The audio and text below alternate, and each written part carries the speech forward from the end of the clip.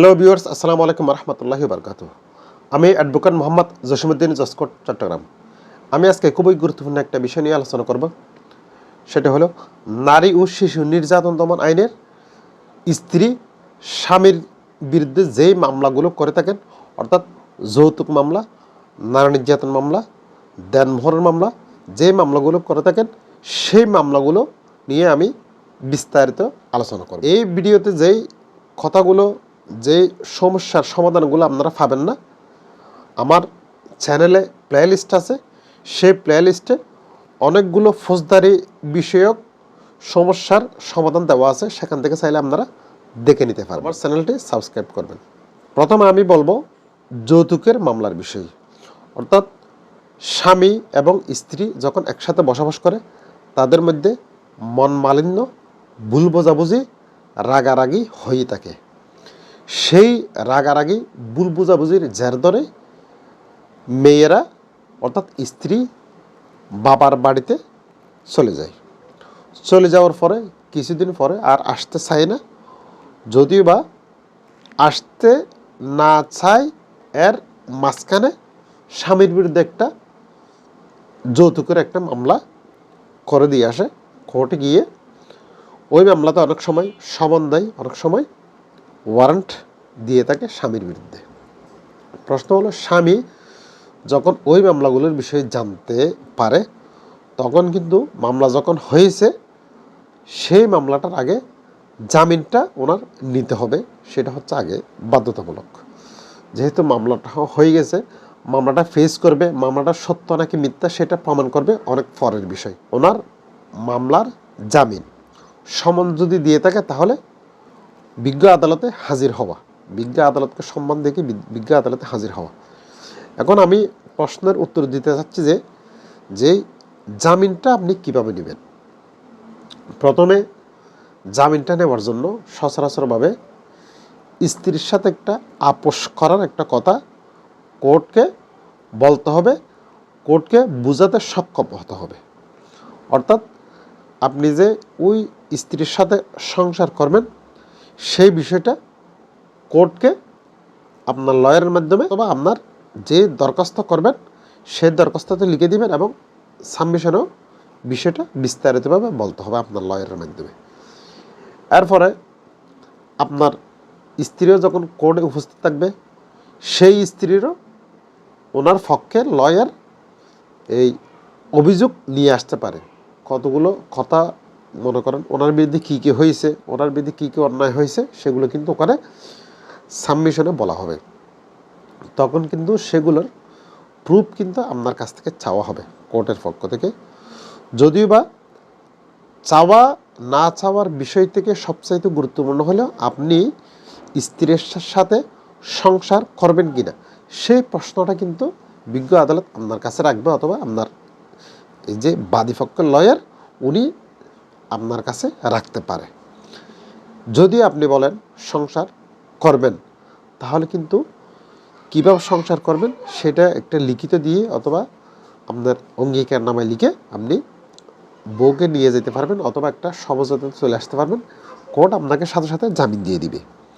কিন্তু যদি বলেন আপনি সংসার করবেন না, তাহলে কিন্তু আপনার জেলে যাওয়ার পসিবিলিটি কিন্তু খুবই থাকবে।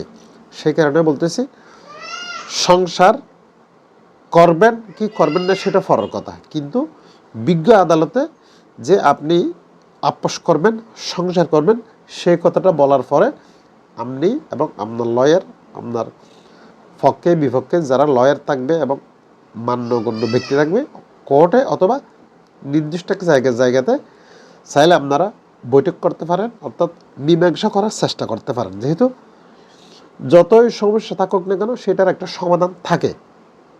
সমাধানটা এটা অনেক বড় করে হলেও সমাধান হয়ে থাকে, এটা ছোট্ট একটা ঘটনা হলেও সেটার সমাধান থেকে থাকে।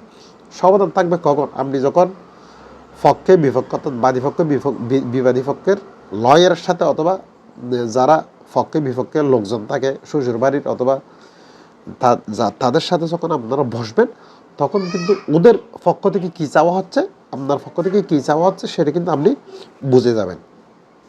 এরপর যদি সংসার যদি আপনি করতে না চান ইন কেস অফ, তাহলে কিন্তু আপনাকে কোর্টে বলতে হবে আপনি দেনমোহরের টাকাটা দিয়ে দিবেন। সেই কথাটা কিন্তু আপনার ওই বিষয়ে কিন্তু চলে আসবে। আর যদি সংসার করতে না চান, এরপর আপনি দেনমোহরের টাকাও দিতে না চান, তাহলে কিন্তু আপনাকে জেলে যাওয়ার সম্ভাবনা খুবই বেশি থাকবে। অনেক সময় দেখা যায় যে আপনি ওখানে বলছেন আপনি সংসার করবেন, আপোষ করবেন, সে কথাটা বলে জামিনটা নিলেন, পরবর্তীতে কিন্তু অনেকেই আবার বেইমানি করে, সেটাও কিন্তু আমরা দেখছি। যেহেতু আমরা নিয়মিত প্র্যাকটিস করে অনেকগুলো সমস্যা আমাদের সামনে শুরু হয় এবং সমস্যাগুলো সমাধানও ওভার হয়ে থাকে। এরপরে যদি কোনো কারণে কোনো মেয়ে ওনাকে শারীরিকভাবে মারধর করা হয়, তখন যদি উনি নারী ও শিশু নির্যাতন দমন আইনের যদি 11 ঘ ধারায় মামলা করে, তাহলে কিন্তু ওনাকে যে মারধর করা হয়েছে ওনার যদি কোনো কারণে মেডিকেলে ভর্তি হয়ে থাকে, মেডিকেলে গিয়ে থাকে, তাহলে একটা প্রেসক্রিপশন থাকবে। সেই প্রেসক্রিপশন দিয়ে অথবা সরকারি মেডিকেলে যখন ভর্তি হবে তখন কিন্তু ওনার একটা টোকন থাকে, ওখানে টোকনে কিন্তু পুলিশ কেস লেখা থাকে, পুলিশ কেসের একটা সিল থাকে। সেই রকম পুলিশ কেসের সিল দিয়ে যদি কোনো মহিলা বিজ্ঞ আদালতে গিয়ে নারী ও শিশু নির্যাতন দমন আইনের 11 ধারায় মামলা করে, তখন কিন্তু সেই মামলাগুলোতে বেশিরভাগ সময় তদন্ত দিয়ে থাকে। যদি তদন্ত রিপোর্ট পজিটিভ আসে, অর্থাৎ তদন্ত রিপোর্ট যদি আসে আপনি মারধর করছেন, সেরকম যদি রিপোর্ট আসে, তখন কিন্তু আপনাকে বিজ্ঞ আদালত থেকে সমন অথবা ওয়ারেন্ট দুইটা থেকে একটা দিতে পারে। তখন কিন্তু আপনাকে বিজ্ঞ আদালতে হাজির হতে হবে, জামিনেও বিজ্ঞ আদালত থেকে নিতে হবে। এর আগে, অর্থাৎ যখন একটা মামলা করা হবে তদন্ত রিপোর্ট শেষ হওয়ার আগে যদি আপনারা কোনো সময় মিলে যান, অর্থাৎ মীমাংসায় চলে আসেন, অর্থাৎ একজন আরেকজনের সাথে আপোষ হয়ে যান, আপোষের সংসার শুরু করেন, তখন কিন্তু ওই যে তদন্ত রিপোর্ট যেটা আছে, সেই যে অফিসার তদন্ত করতেছে সেই অফিসারকে কিন্তু বিষয়টা জানাতে হবে। তখন কিন্তু যে সংসার করতেছেন অথবা কি হয়েছে না হয়েছে একটা পজিটিভ একটা নেগেটিভ উনি রিপোর্ট দিয়ে দিবেন। যখন একটা মেয়ে শ্বশুর বাড়ি থেকে বাবার বাড়িতে চলে আসে, তখন কিন্তু কোনো কারণে সংসার হবে না জেনে যদি উনি ডিভোর্স দিয়ে থাকে, তাহলে কিন্তু ডিভোর্সটা কার্যকর হবে 3 মাস পর। ডিভোর্সটা কার্যকর 3 মাস হওয়ার পর উনি কিন্তু যে দেনমোহর এবং ভরণ পোষণের জন্য যে বিজ্ঞ আদালতে মামলা করতে পারবে, পারিবারিক আদালত উনি চাইলে মামলা করতে পারবেন। সেই মামলাগুলোতে কিন্তু এই নোটিশ জারি হবে, ওখানে যেই প্রসিডিংগুলো আছে সেই প্রসিডিংগুলো এগিয়ে গিয়ে যখন আপনার বিরুদ্ধে একটা পর্যায়ে যখন আপনি উপস্থিত হবেন না, তখন কিন্তু আপনার বিরুদ্ধে ওয়ারেন্ট জারি হবে। তখন কিন্তু আপনার ওই টাকাটা আস্তে আস্তে পে করতে হবে, ডাউন পেমেন্টে অথবা একেবারে আস্তে আস্তে আপনি যেভাবে পারেন সমর্থ হবে সেভাবে কিন্তু আপনাকে দিতে হবে। সোজা কথা, স্ত্রীর যে মামলাগুলো করে সেগুলো কিন্তু সমান ওয়ারেন্ট যেটাই হোক না কেন স্ত্রীর সাথে আপোষ করে যে আপনার মামলাটা ফেস করা আমার মনে হচ্ছে সবচেয়ে ভালো। যেহেতু মামলা যখন একটা হয়ে থাকে, ওয়ারেন্ট অথবা সমন যখন হয়ে থাকে, তখন কিন্তু এটা মামলার একটা ফলাফলের দিকে এগিয়ে যায়। যখন আপনি ফেস করবেন তখন কিন্তু সেই মামলাগুলোতে আপনি খালাস পাওয়ার সম্ভাবনা খুবই বেশি বলে আমি মনে করি। সেই কারণে বলতেছি, মামলা হয়ে থাকলে আপনারা জামিনে নেবেন, আপনার যে সমস্যাগুলো আছে সেগুলো সমাধান করারও চেষ্টা করবেন। সবাই সুস্থ থাকবেন, ভালো থাকবেন। আল্লাহ হাফেজ।